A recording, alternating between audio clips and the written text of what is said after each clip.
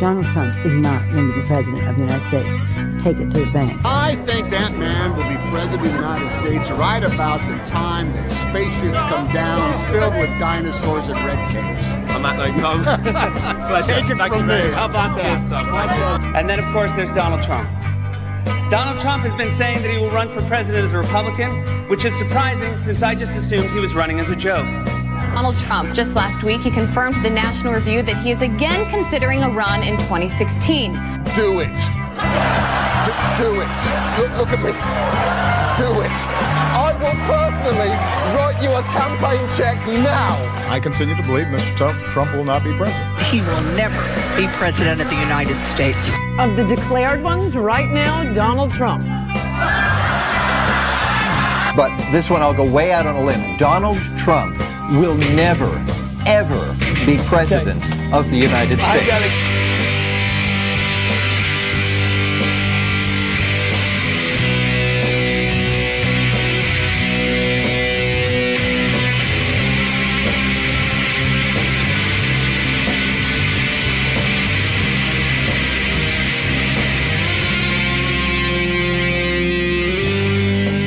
If you could say one thing to Trudeau, what would it be? The gas, man. The gas is it's like I can't afford to drive, dude. I just bought a Ford, dude. Like it's got a V8, man. I can't afford it, dude. I don't know. I still bought it, but it'd be nice to, be able to drive it without. Do you attribute that to the carbon tax? Yeah. The carbon tax, man. That's a scam. Do you think he's enjoying the oysters in there? Man, honestly, I hope he's not. To be honest. Well, So Trump is still president of the United States, and Melania is still the hottest first lady of all time. Right? It's so precious. Like this has been one crazy week. Welcome back to the front line with Joe and Joe, everybody. Switched up times this week, so we're on Sunday, 2:00 Eastern time. I had a couple things to do this week, but nonetheless, we're still going strong.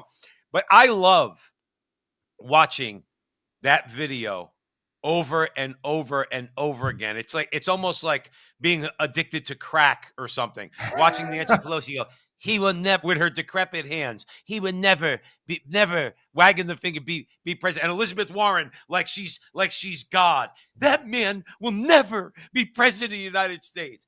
And John Oliver, who's so smug, and all the rest of them. All right.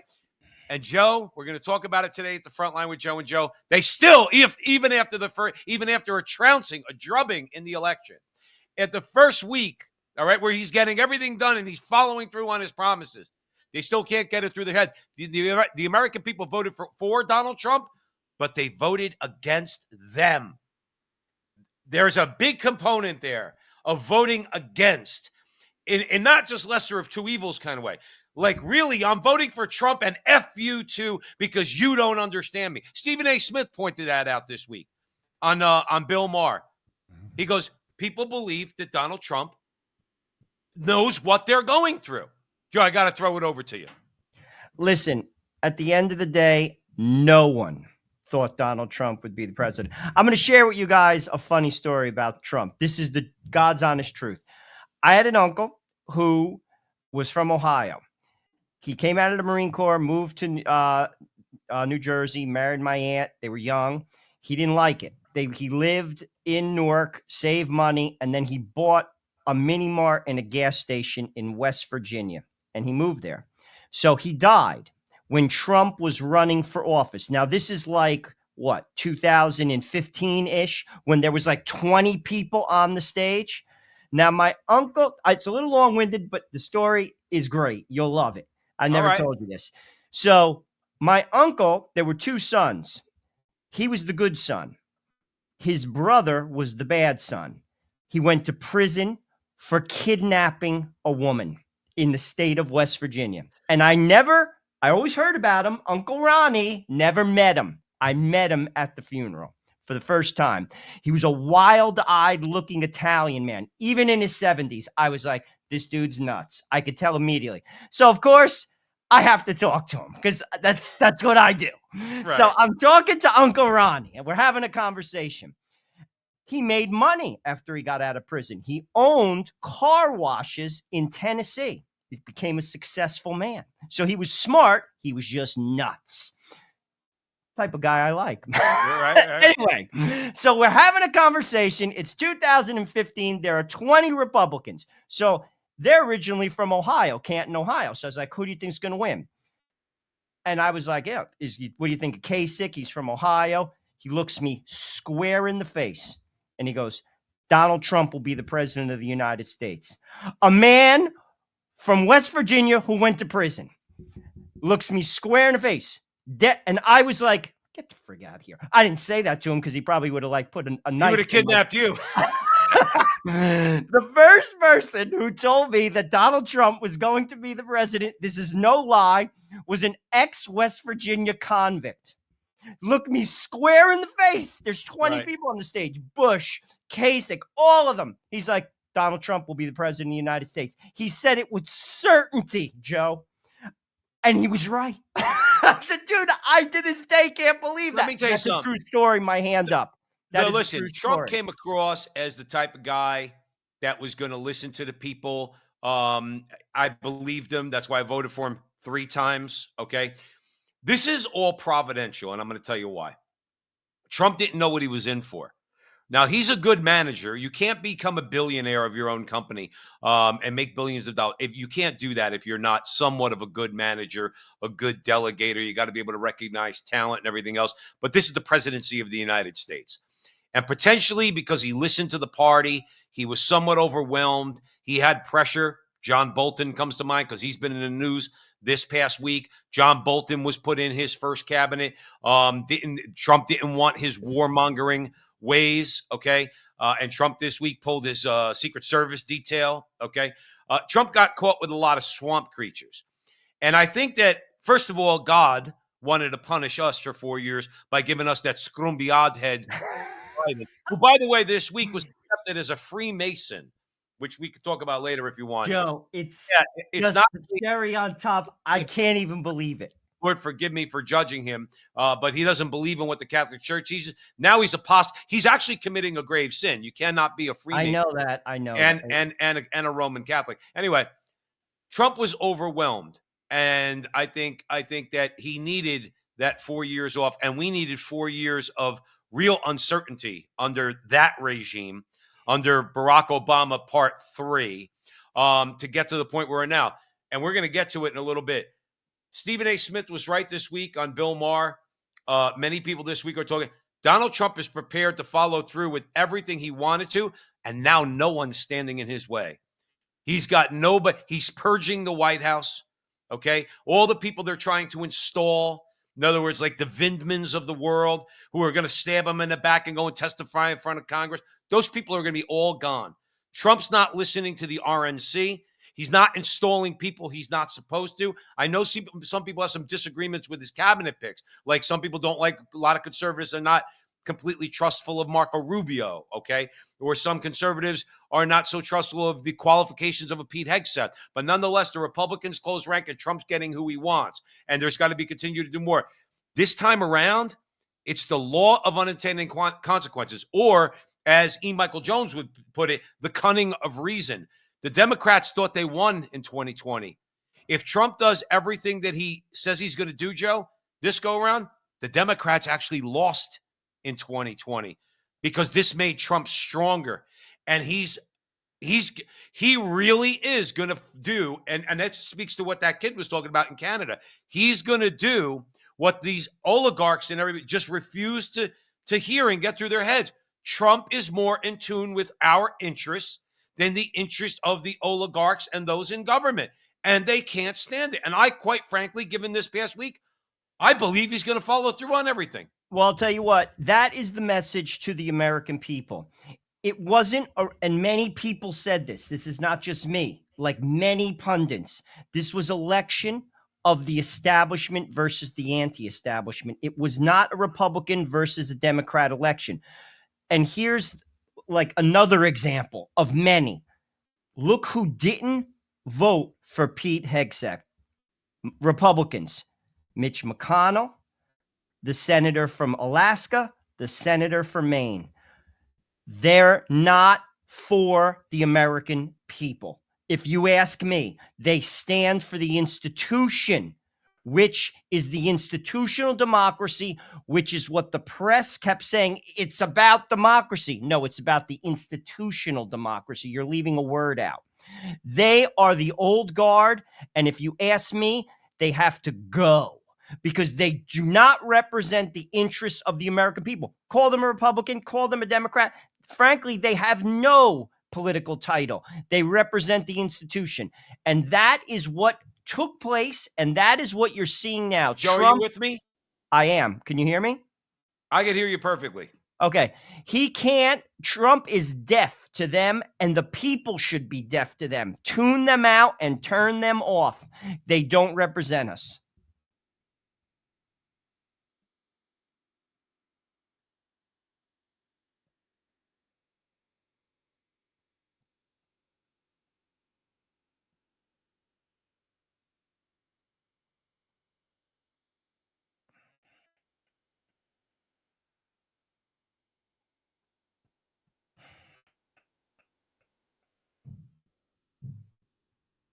I can't hear you.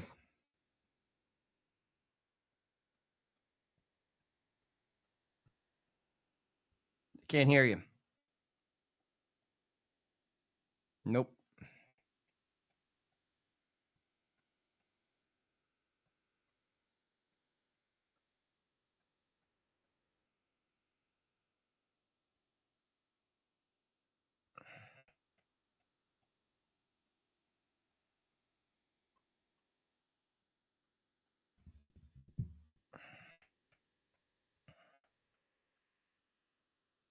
Mm-mm.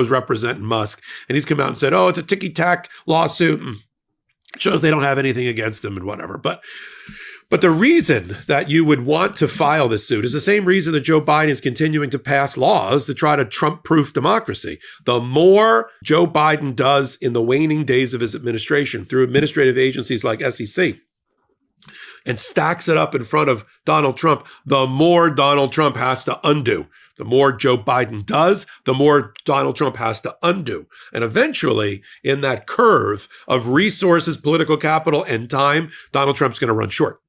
There's only so much he can do on day 1 or day 100 in his administration. And many of the things that Joe Biden has done, for instance, are Trump-proof. It's going to be very difficult for him to reverse 330 million acres being put into a wilderness preserve so it can't be drilled for oil or gas, based on the way that law is written. Very smart. It's going to be very hard for Donald Trump immediately to undo giving people temporary protective status as immigrants. And it's going to be very hard for him to kill lawsuits like the one that was just filed against Musk. It will happen. The new SEC chair will withdraw this, but we want Trump to expend scarce political capital and look the American people in the eye and say, "Oh, I took that lawsuit away. I gave Musk a free ride, even though he's going to be the head of my Department of Government Efficiency." The show Conflicted Ethics. It helps in our politics to see Donald Trump have to make actual moves on a chessboard, all for the public to see. And that's why these cases being filed even so late, even on the last day or the last minute, are important, because of what Donald Trump's going to have to expend in order to undo it. And every time he's doing something to undo something that Joe Biden or the SEC did is one less minute, one less resource that he has to do something forward-looking, to do something to advance one of his policies. That's why you got to continue to build. You want to build a wall? Build a wall of policies and lawsuits and rules and executive orders that Donald Trump has to try to dismantle in the limited time he has. I know it seems like it's interminable. He hasn't even gotten in yet. But I'm telling you, that 4 years is going to go by quickly. The 2 years until the midterms is going to go by even more quickly. He could be lame duck within 18 months if we have our way. Joe, can you hear me? All right. I'm sorry. No, hear it now. What's that? I got you. Okay, good. Here's my comment. Sorry about that, everybody. Joe, you can hear me pretty clear? Perfect. Okay. That guy's not an American. I was thinking the same thing. He's not an American. I don't care. You're talking about sabotaging the incoming president of the United States with bullshit that you know is good, that's going to just get in Trump's way of doing what? Of doing what? Fulfilling promises he made to the 77 million people that voted for him. That guy saying, I don't care what those people want. I don't care what those racist, fascist, deplorable people want. I don't care what they want. I don't care what they voted for. Joe Biden needs to build a wall. That Donald Trump's, this guy's supposedly smart. He thinks Donald Trump's going to be a lame duck in 18 months. He thinks that Donald Trump just rewrote American history, Joe Rossinello. All right. Does this guy think that the midterm rules apply? That Donald Trump's going to lose the House and the Senate because it's a midterm? If anything, Donald Trump proved history doesn't mean anything. If history meant something in this case, Donald Trump wouldn't be president of the United States. Joe, I got to throw it over to you because now I'm getting angry. Well, I'll be honest with you. That man is talking about how the machine works. People should pay a lot of attention to what he said, including Donald Trump's team. I'm sure they are. But that's how the machine works, and the machine does not work for you. And that's, again, what people need to realize. It doesn't work for you. They don't care that taking away oil and gas causes you a hardship. They don't care. Oh, the price of fuel goes up because of the what's it called? The supply chain. I don't care. How does that sound? Because I can afford it. You can't? Okay. Well, I don't care. It's like that kid said in the opening clip. He goes, he's in there eating oysters. Justin Trudeau's in there eating oysters. There you go. Because I can't put gas in my car. Joe, that says it all. I don't care. It doesn't affect me. I don't care that it affects you because it does. And people have to stop rationalizing this away. Here's my bet. If Donald Trump gets his way, if an alliance between the U.S. and Canada takes place, particularly Alberta and Saskatchewan, with regard to oil production, and North America becomes the powerhouse in the world, which it could easily become with oil and gas, not only will gas prices go down, not only will car prices go down, but food prices will go down. There's my bet. I'm saying it publicly. Watch. And that is what that man could care less about because I make a lot of money and I don't care that it's a hardship for you. I don't care. Right. And that's what the globalists have been doing and saying because they don't care, because they're very well to do. And it is, and many people have said this too, when they say it's the largest existential threat, climate change, in a sense it is. Now what the threat is, it's the largest existential threat to regular human beings on the globe in the history of mankind. It will impoverish people, and it has. Look at Canada. 1 in 4 people are below the poverty line. And if Justin Trudeau had his way, if Justin Trudeau had his way, it'd be more than 1 in 4. Remember what they want. And we're going to get into Davos in a little bit. They want the top. They want the bottom. They want to be the top 10%. The other 90% they want is a slave class. I wish people would just get this through their heads. Yo, that's spot on.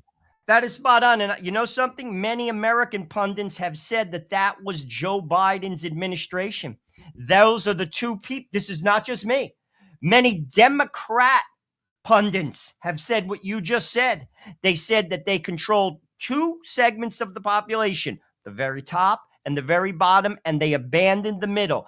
The middle has to open their eyes to that. Not everyone has yet. They're not speaking in your interest. Now, I'm going to tell you this. He talked about the midterms. I actually think there could be another surprise coming their way. If they double down on these ridiculous ideas and put up somebody like Gavin Newsom, setting him up for the next round, basically doubling down on the ideas of people like AOC, I'm going to tell you this, they may lose again because there is no way to package that to regular people. It doesn't work because it doesn't work in their pocketbook. the only choice they have, and they're not going to do it, which is fine. I want to see them I want to see them fade into irrelevance. Okay. And not for nothing, establishment Republicanism, that could go on the dustbin of history too. I'm not interested in establishment Republicanism. Neither the Lisa Murkowskis of the world, the Susan Collinses of the world, the Mitch McConnells of the world. I'm done with the establishment. I'm MAGA for one reason. Okay. And if I could call myself quasi MAGA, okay, is that I want to vote for people who want to take power away from Washington. That's all. That's why I voted for Donald Trump. That's right. That's why I voted. Basically it. I mean, like, he wasn't a perfect fit for my Catholic faith. He was the lesser of two evils on the abortion issue. He's agnostic, which I don't like, on the same-sex marriage issue. But at the end of the day, that is why I voted for him twice, because I no longer trust our government. Our government does not represent the people anymore. The system doesn't work anymore, and Donald Trump's willing to shake it up. And that is a good thing. Well, one of the things he's willing to shake up is Canada, like you just mentioned. In other words, and shaking it up in terms of, like you said, aligning ourselves with Canada for oil and gas production that's going to benefit both Canadians, ourselves, of course, okay, and our trading part. A few days more, it's Trump's inauguration day. I would love to know who you've been meeting with and what sort of progress you've made for Alberta. I can tell you that I've had an opportunity to go to a lot of events and be able to meet just casually, incidentally, with a number of secretaries, congresspeople, members of the Senate, governors, and I'm telling the Alberta story. You can't have formal meetings until the various secretaries are sworn in. But I think we're going to have a really constructive conversation about how Alberta can lead and support America's aspiration for not only energy dominance, but also to ensure that we've got affordable prices on energy for North American citizens. So I'm really excited to continue that conversation. Many on the left in Canada, including in Trudeau's government and in Naheed Nenshi's NDP opposition, have criticized you for being here. As I'm sure you know, they say that you shouldn't be doing this, whether it's for Alberta or even Canada, that it's not your role. What do you say to them? My role is Premier and a Minister of International and Intergovernmental Relations, so it actually is in my job title, and I think there's no one better to tell the Alberta story than me. I think part of the problem that we have is that we have a hostile federal government that has been taking actions to try to shut down or shut in our production at a time when we now hear from the Americans they want to exert their energy dominance internationally. The only way they can do that is with Canada's help, because already we sell 4.5 million barrels per day of product to the U.S. It keeps prices lower for their consumers, but it allows them to value add as well as export internationally to their trading partners and allies. And we should support that. And so I've been talking about doubling oil and gas production. I would love to sell it through British Columbia if we had a Northern Gateway pipeline. I'd love to sell it through the East Coast if we had the Energy East pipeline. Maybe now is a time for us to do a little bit of our own soul searching and that you get the drift of where Danielle Smith is going. Okay, here's the bottom line: everything she's talking about, anything that Trump might want to do, anything she might want to do for the people of Canada, for the people of the United States, for our trading partners vis-a-vis oil and gas production, the Green New Deal has to go into the garbage. It's BS. It's a hoax. We know exactly. It's all been exposed now. People like John Kerry have been exposed. The Hollywood elites have been exposed. We know it's a hoax. And with the opening up of X and now ostensibly Facebook, people are going to get the message out there more. No, you're trying to scare me into not using oil and gas or not going out and buying a Chevy. You want me to buy an electric car. And no problem with electric cars as long as I have a choice. We'll get to that in a little bit. All right. Move towards that this week because he pulled us out of the the Paris Accords. Okay, tell the rest of the world, look, we're the United States of America. Number one, number two, you people could destroy your own populations all you want at your own peril. We are not, because we don't believe that the earth is at risk because we drive cars. That's the bottom line. Danielle Smith's on board with that. She's on board with having a North American powerhouse vis-a-vis oil and gas. But the Green New Deal's got to go, and we got to hammer it home. What do you say? It has to be sold through economic basic arguments. That's what people get. That's the best argument for this agenda is this. They have to sell it to the people through X. There is the key. And basically what they have to do is tell people, listen, it is not, because it's the truth. I'm not making this up. It is not in your economic interest to vote for any politician that supports a green economic model, which takes away oil and gas because it will impoverish you. And they have to be specific, they have to be apolitical, and they have to ram that down the throats of people through X, which is an unfiltered media system. And information is power. That's what wasn't going on, and that's what has to go on. Because if that happens, they're truly finished. And X was the nail in their coffin. I'm going to tell you this right now. X, Elon Musk, by buying that particular platform, and he took a bath. If you ask me, that is on the timeline of modern civilization, a mark on it. He influenced civilization all over the world because of that. That is how power controls people. It's through information. And when frankly, when the lie stops working, I've said this a million times, you have to censor. And that is exactly what governments have been doing since the beginning of time. Because that's what have they, but in recent memory, what are the two things that they have gone out of their way to censor more than anything else? Number one was COVID, or maybe not even number one. A is COVID, and B is climate change. See, the WEF, and we're going to play a couple clips from them too. The WEF, Joe, look, they like you said, climate change does not resonate with a lot of people. A lot of people know that it's garbage. A lot of people look at the immensity of the earth and the atmosphere and look out into the sky and say, what, back? You really going to convince me that me driving a Cadillac is going to destroy the planet? No, I'm not buying it. But here's the thing. It goes back to what you said. But on the economic front, not only are you telling me that I have to believe it, you like that kid with the car while Justin Trudeau's eating the oysters. You're eating oysters and I can't afford to put gas in my car. Now you're affecting the way I can live my life. Now you're trying to control me. That's not a luxury, Joe. I got to get to work.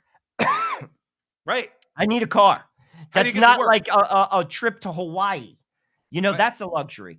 And they're losing, and they've lost. They lost the COVID argument. If they try to come across with another virus, they lost that. People are not. The world is not. That'll never work. Well, it worked for them to get Trump out of office, but then, like I said, the cunning of reason, as E. Michael Jones would point out, that 4 years off turned out to be actually a defeat for the left because that made Trump stronger. All right, and through that process, we now do have X. We now do have, again, jury's out. We'll see what happens with Facebook. But if Facebook's going to mirror X, now you have two very powerful platforms where people could say the things they want and not get fact checked. But those have been the two main things. And this idea, and again, we know Trudeau's against it. He's the one who told the guy who asked about the carbon tax. He said, look, there's pain and suffering among the people of Canada. And Trudeau got up there and he started to rant. Do you want to know who's suffering? The people of Ukraine are suffering. He yelled at his own citizen because the guy was questioning the high price of energy in Canada. He says, we're suffering. And he started to go on this rant about the people of the Ukraine that are suffering. No, you're a leader? You're a leader. Well, it's sick. It's sick. And people have to see through individuals like Trudeau. And Danielle Smith is just talking about common sense. Listen, leverage your strengths. If we want to go in a cleaner energy model, it has to be gradual. You can't do that at the expense of normal people, which just benefit the elites because they have money. That cannot be done, and it should never be allowed to be done. And again, any politician that embraces that, whether it's Nikki Haley, whether it's whoever, I don't care who it is, anywhere around the world. And here's another thing that came out, and I think you're going to see more of it. Milei, who is for those who don't know, who's the president of Argentina, suggested that an alliance be formed between Argentina, America, Hungary, and I forget the other one, another president. I can't recall it. But frankly, if you ask me, bring in Danielle Smith in that alliance. It's to crush the woke ideology. It's to crush the green economic model, which wants to take gasoline off the table for regular people. People are stronger when they're together. And that is exactly, I thought that was phenomenal. That guy is having a tremendous amount of success in Argentina, a country at one time it was dollar for dollar. The Argentinian peso was dollar for dollar for the U.S. to the U.S. and they destroyed that country. Another example of what radical leftism, socialism does to normal people. People, how many more examples do you need? How many more? I don't know. Here's some common sense for you. In this past election cycle, Americans rejected the chaos that the left has unleashed on our nation. You have to ask yourself, why are the Democrats doing this? Why have they been doing this for so long? It's so obviously unpopular to import millions and millions and millions of people into the country. And I think we have to ask, what else are they selling? The left has nothing to sell but inflation, censorship, infanticide, and transgenderism. So they're losing elections, and in order to get over that, they need to import a new electorate. And I think that that's the motivating factor behind 4 years of open borders. Mass migration impacts congressional apportionment, taking congressional seats away from traditionally red states, benefiting traditional blue states, and we know that the left has been pushing for a path to citizenship for illegal aliens for a very long time. I think it's time that we stop allowing the left to systematically rig our elections in their favor by importing a new electorate. Chairman Babin, again, thank you very much. I think this is a great start, but we've got a lot of work to do here. He nails it, Joe. He does, because, see, this is why you need X, and this is why you need free speech.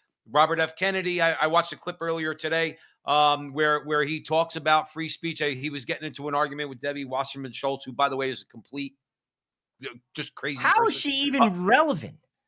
Well, she is, unfortunately. You know why? Because sometimes you're just safe in your district, and she's safe in her district. She does what her district wants. She's got a safe Jewish Democrat seat in Florida, and nobody's going to vote her out. That's just the way it is. And that applies to Republicans too. She's got a safe seat. I wish somebody would oust her. Anyway, but didn't she get thrown out for basically fraud? But then she's back, because again, no, but that's my point. Yeah, because it's like uniparty. Okay, because we'll get caught doing that down the road, and you're going to have to let us go. But anyway, so what he said, he was making all the sense in the world, and this is why we need free speech platforms, because we need to be able to tell the Democrats, listen, you are a bunch of racists, not in the way you call us racist. You truly are. You think Hispanic people are dumb, okay? You try to convince them and coax them through your surrogates like George Soros and NGOs and everything to go from their country to the United States. You want to keep those people completely in the dark. You don't want to tell them what your views are on abortion. You don't want to tell them what your views are on homosexuality, because they're predominantly Catholic. And if they knew what you stood for, they wouldn't vote for you. So what you do is you tell them to come here. You treat them like they're idiots because you're all racist, okay? And you get them to vote for you by convincing them they're going to go on the dole. They're gonna be taken care of. That's one way they treat Hispanics, the ones that come here illegally. The legal Hispanics who voted overwhelmingly for Donald Trump, they hate them too, because in their mind, they're a bunch of Judases. Well, we're for Hispanic people and you're voting for Donald Trump. No, you're for illegal Hispanic people coming here, okay, and then voting for you because they don't want to be part of the American dream. They're coming here based on a false dream, which is you putting them on the dole. Either way, their view of Hispanics is absolutely racist. That's why that gentleman is exactly right. They brought him here as a voting block. 100%. And it didn't work. Let me just say this. People have to look for trends.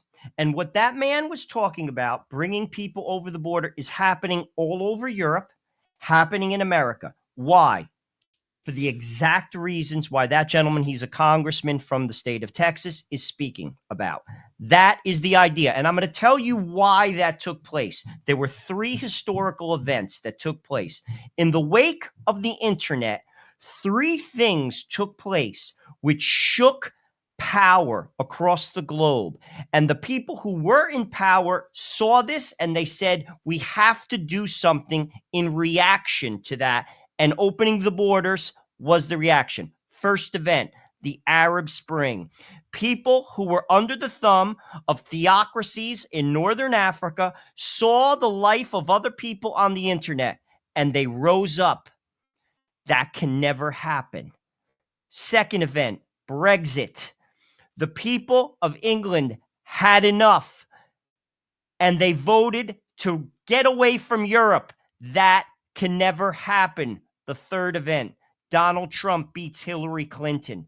So what does the establishment do now that the internet is there and voices can be heard and regular people are hearing those voices? You bring in a voting bloc to basically negate the voice of your own people. It's a trend. It's going on. It's not just America. It's going on in the UK, in Ireland, in France, in Germany. That is the strategy. Connect the dots. He's talking the truth. That man is speaking the truth.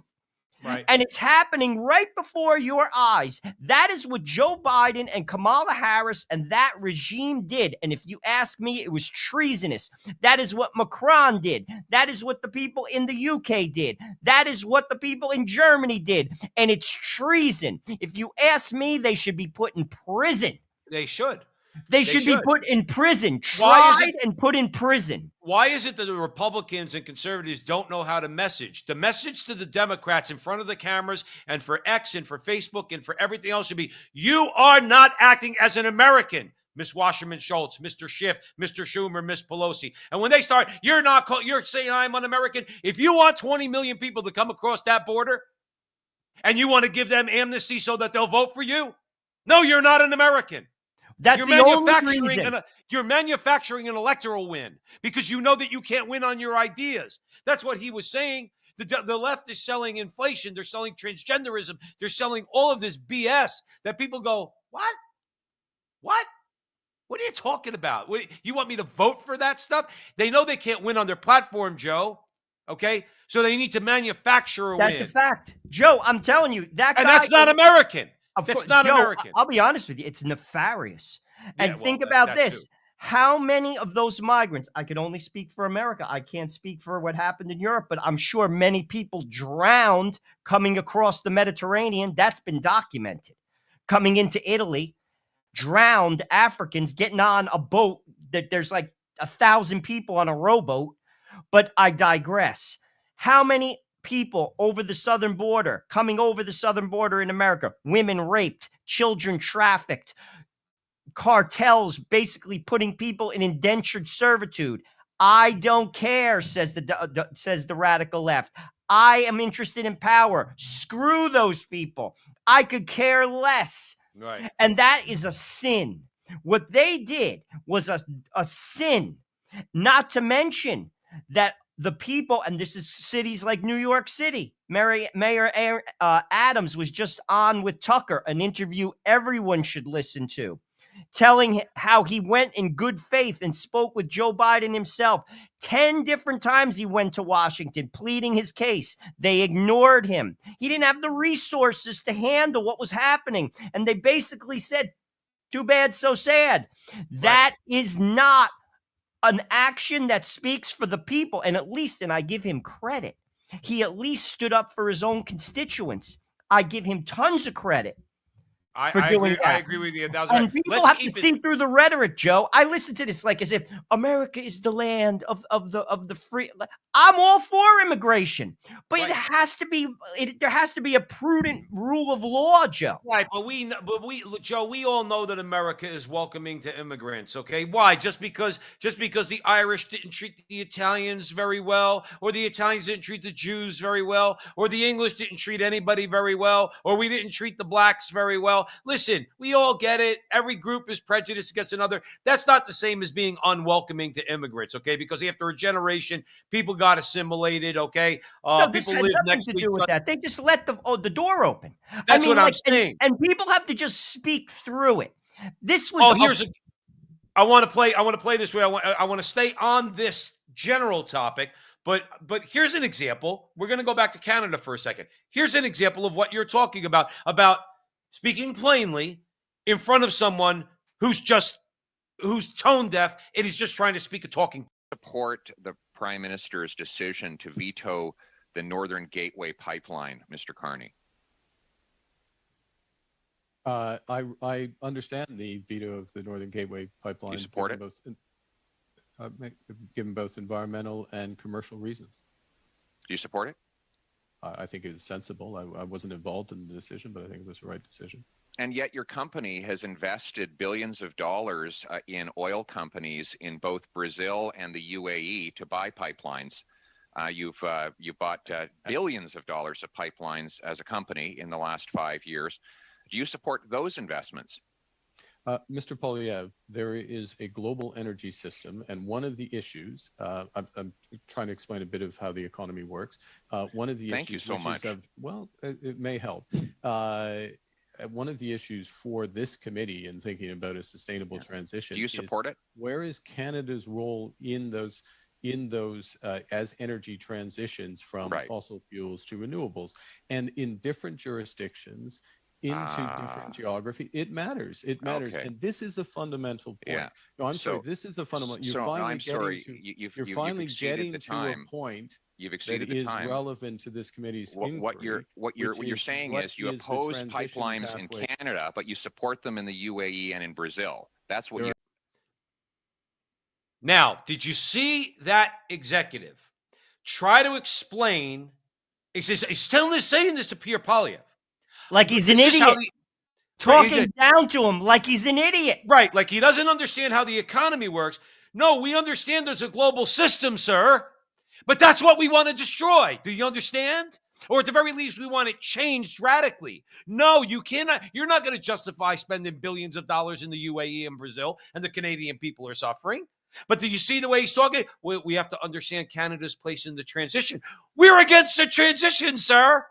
We understand it's a global system, and we want the system to change because it's a global system of slavery to people like you. And what you can't stand is people like me telling you, please spare me your jargon. Please spare me your talking points. In other words, did you vote to veto the pipeline?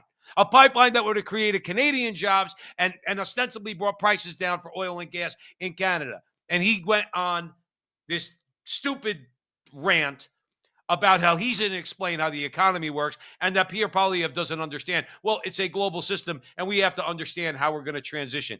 This is what people rebel against. Well, I'm going to tell you what. This was an example. Pierre Polyev is a very smart man. That's number one. Notice how he was trying to talk down to him. That is exactly what these politicians who are basically for globalism are doing to the world, to regular people. I know better than you. I know you voted for Brexit. I know you voted for Donald Trump. Oh, the folks in Northern Africa, you want freedom. I know, but I know better than you. I know what's good for you. So go back in your house and eat your gruel. And you can't have a car. You have limited fuel. You have a limited horizon, financial horizon in front of you and your family and your children, but that's okay. I know what's best for the collective. By the way, I'm comfortable. By the way, my children are okay. By the way, we get to do whatever we want because these policies don't affect us one iota, but they affect you. But that's okay. Take one for the team. That's what he's saying. Do you know how many people are in this world when that pitch gets put to them like that are totally fine with it?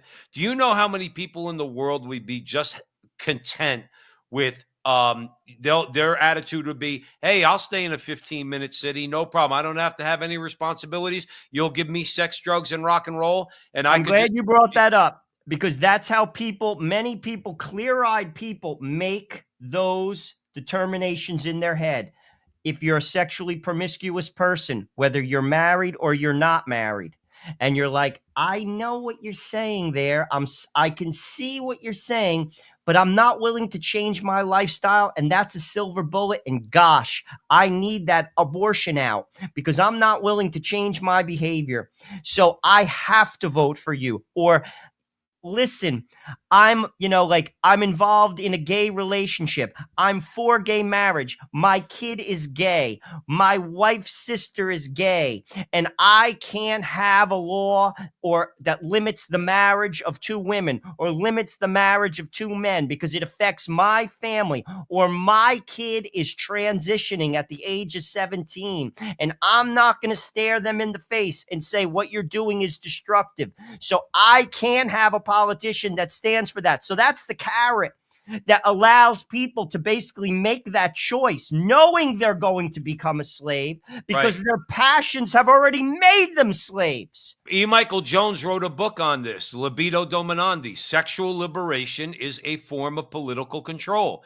If you sell somebody, how many people vote against their own pocketbook? How many men? And this is one thing it's very difficult to say to another guy, okay? But nonetheless, maybe we are going to start saying it. There are many men that what they tried to push during this recent election was, I'm all with the right. I'm with the right. But on abortion, I want my daughter to be able to have their right. And the way we're supposed to, I'm not saying I have, okay? I'm not saying I have. The way we're supposed to respond to this, so you want your daughter to have the right to kill your grandchild. That's the way we're supposed to talk to those men. And we are supposed to shame them to agree. That's your grandchild. You're going to vote for Joe Biden or Kamala Harris because you want your daughter to be able to kill your grandchild?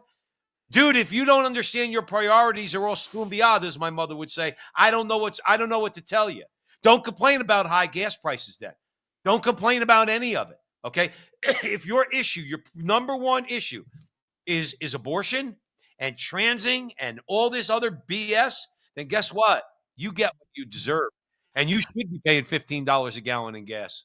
Not to go off the subject, but I listened for a second, the All In podcast. There's like 4 billionaires in Silicon Valley, David Sachs. I wanted to just check it out. And the one guy who's the MC of the 4, I can't recall who it is, whether it's David Sachs or one of the others. Joe, I swear he said disgraziad. I swear. I love it. I saw that and I just said, how did that guy pick that word up? He was watching the front line with Joe and Joe. Joe, I swear. He said, he goes, that's disgrazi. He wasn't even Italian. He clearly wasn't from New Jersey. So I laughed. I said, oh my gosh, Joe, maybe he listened to the show. We're having an influence on the culture, Joe. Here, I want to show you what else. Now, here's another interesting, because we mentioned X and we mentioned Facebook, and stick around because we're going to be going to Davos. I mean, I think the attack on TikTok is more stagecraft. There's much worse threats, even from the Chinese. What about the fact that Chinese own Smithfield Food, which produces 40% of the pork in this country? They're buying up our farmland. They control a lot of our energy system. They control a lot of our utilities. Those are much worse threats than TikTok. TikTok it's a game for the politicians because they say they can do something about China by picking on this company that is providing hundreds of thousands of jobs to people in your generation. It is an entryway business for people in your generation, but it also, there's freedom of speech on TikTok, and Congress doesn't like it. There's freedom of speech on TikTok. Rand Paul had a lot to say about this too, and I'm going to tell you this. It has to be a two-way street. The argument was China can take our information. Now, I'll be honest, I listened to, I believe it was Congress. They had the CEO of TikTok. He's from Singapore. And he was basically saying, I have no affiliation with China. Now, I don't necessarily know if I buy that. However, if you have such a problem with China, what about Smithfield Foods? What about Apple? What about the NBA? It seems to me, as RFK rightfully said, and I'm against this as well, and the Supreme Court sided with the decision. And to be honest with you, Gorsuch thinks that the Chinese government has a hand in our information, and maybe they do. I don't know. But what are you giving up as a result of it? free speech. That is dangerous. And what I'm afraid is going to happen is they're going to use this as a precedent to eventually go after X if we ever elect a president such as Kamala Harris down the road. They will use this as a precedent and say it's dangerous for X or Y or Z, coming up with some ridiculous legal reason. And at the end of the day, they will ban it because they know information is their silver bullet. It destroys them and they can't have it. And that is my view. And frankly, I think it's dangerous. I'm going to throw this out to you, and then we're going to move to Davos. If you were with us at the front line with Joe and Joe, please like, subscribe, and share this video. Share the front line with Joe and Joe, please. Here's the thing. Just as a regular guy, you and I are on social media. We scroll because we were looking for stories, things like that, stuff to talk about. We're involved. We're in, okay? Who do I have to fear would have my information? Xi Jinping or the American FBI? In other words, who's mining my information? Who wants all my information? And the FBI is through the FISA. That's what I'm saying. So who should I Patriot fear? Act. The enemy at home or the enemy abroad? Last time I checked, the Chinese government's not knocking down my door. But you could bet your bottom dollar that everybody knows we're Roman Catholic. Don't think the FBI doesn't know we're Roman Catholic. Don't think the FBI doesn't know who's saying what and where. They know it. That's one of the reasons why Kash Patel better straighten that whole place out. Point is, where are the threats coming to my freedom? China or the FBI? I'm going to go out on a limb. I'm going to say it's the FBI, and that's what they can't stand, Joe. Absolutely, and like I said, I think I think RFK nailed that. I'm more concerned with free speech. Free speech is the cotter pin to the power of the people.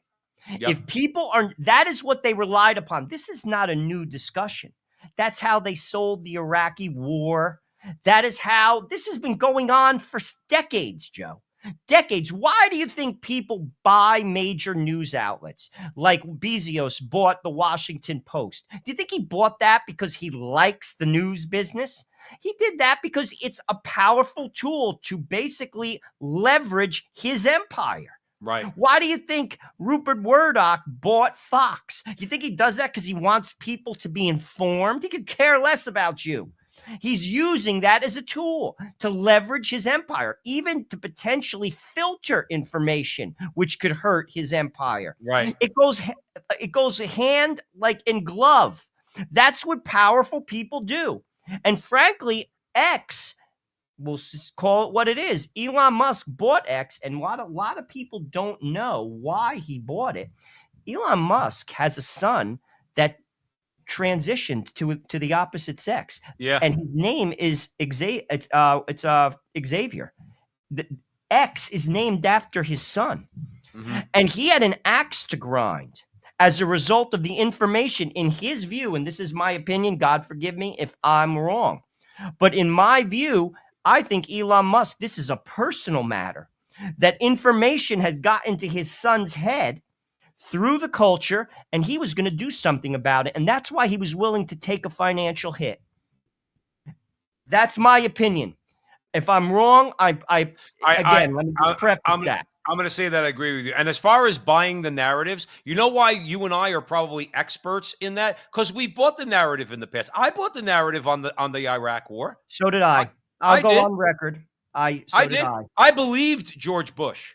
Now, his detractors on the left, they're a different story. But I would talk to regular people, just blue-collar people who didn't have an ideological axe to grind. And they were beating up on George Bush. And I'm like, why are you beating up? You're just listening to the left. Not for nothing. They weren't. They were making up their own minds that George Bush was full of crap and he was feeding us a line. See, we've been susceptible. That's why we could recognize the lie. Back in the day, I remember going, okay, George Bush said that Iran, Iraq, and North Korea are the axis of evil. But we already went to war with Iraq, and Saddam Hussein's in power. He's not really doing much to us. Why are we not going to war with Iran? Why are we not going to war with North Korea? Why Iraq? Like all these things that even conservatives, we're trying to rationalize going to war with Iraq. And that's just an example. We've drunk the Kool-Aid. That's why we're able to recognize it. Now, the biggest source of Kool-Aid in the world right now, Joe Resinello, right now is the WEF. I terminated the ridiculous and incredibly wasteful Green New Deal. I call it the Green New Scam. withdrew from the one-sided Paris Climate Accord and ended the insane and costly electric vehicle mandate. We're going to let people buy the car they want to buy. I declared a national energy emergency, and it's so important, national energy emergency, to unlock the liquid gold under our feet and pave the way for rapid approvals of new energy infrastructure. The United States has the largest amount of oil and gas of any country on earth, and we're going to use it. Not only will this reduce the cost of virtually all goods and services, it'll make the United States a manufacturing superpower and the world capital of artificial intelligence and crypto. Trump has done something no person in the world has ever done before. A dead man, a dead politician, has risen. Somebody who, if we were 4 years ago at Davos, he's buried, dead politically, known to me. He's now returned. This is the greatest comeback in political history of a politician. And then, therefore, he thinks he can do anything. We need to also factor in not only who's won, which is Trump, but who's lost, which is to say us. And I guess I would throw into that the epitome of the us who is losing here is Europe. That the European Union and by and large its member states have misread the direction where events were going. The causes that it is interested in, climate, human rights, some others, as well as the methods of diplomacy that it prefers, are simply being gradually kind of marginalized as something new, not necessarily something better, but something new moves into the center. I don't understand that. Well, no, I do understand that guy. He's an oligarch. I don't know him. I don't know what his background is. I don't know what his politics are. But what he just said was BS. They didn't misread anything. They know exactly. They don't need to read tea leaves to understand what the European people were saying or what the American people were saying in 2016 or when you mentioned Brexit back in 2015. They didn't misread anything. They deliberately thwarted the will of the people. They were outraged that people would actually vote in their own interest. That's where that guy is wrong. He's trying to basically say, well, we misread them. We're just trying to guide them when it comes to climate and human rights. No, you're trying to impose on them your because they don't believe in democracy, Joe. What's that? None of those, they don't believe in democracy. Those people do not believe in the voice of the people. It's like that guy talking to Pierre Poilievre. I know better than you. I know better than you. And I'm going to thwart the will of the people, the voice of the people, again, by opening the borders. You're going to vote your way. Well, we're going to make it so we get our way in the name of democracy. And that's what people have to see. And to a degree, they miscalculated not on what they saw. They saw it clearly. To your point, it was how it was executed. And X had a big part of that. And this is why they're going to go after Elon Musk. I got news for you. They're not going to take this sitting down. And I got news for you. They know exactly where the real threat is. The real threat really isn't Donald Trump. Donald Trump was created because people were informed. For the first time, maybe in 100 years, people actually were informed. And it's not misinformation. I'm an adult and I could listen to things and I could put things aside and I could scroll past things. And frankly, we should be able to have that freedom. That's what a free press is. And it's malinformation, information that's dangerous to the establishment. Oh, like what you did during COVID when you shut down the churches, when it was the largest power grab in the history of America, the largest wealth transfer in the history of America took place. Look it up. It's accurate. That's exactly what happened as a result of an emergency. You took advantage of it. And that is why Elon Musk is the existential threat to people like that, and they know it.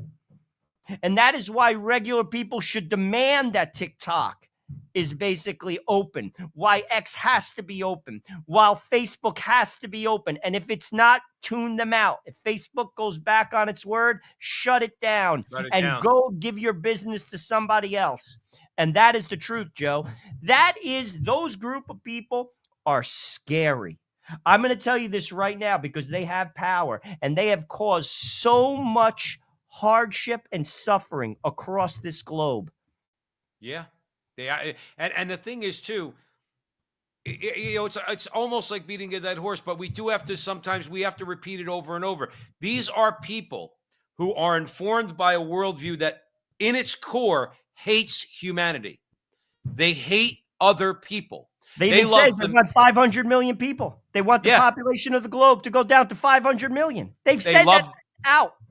Straight up. Listen, they love abortion for you, not for them and their families.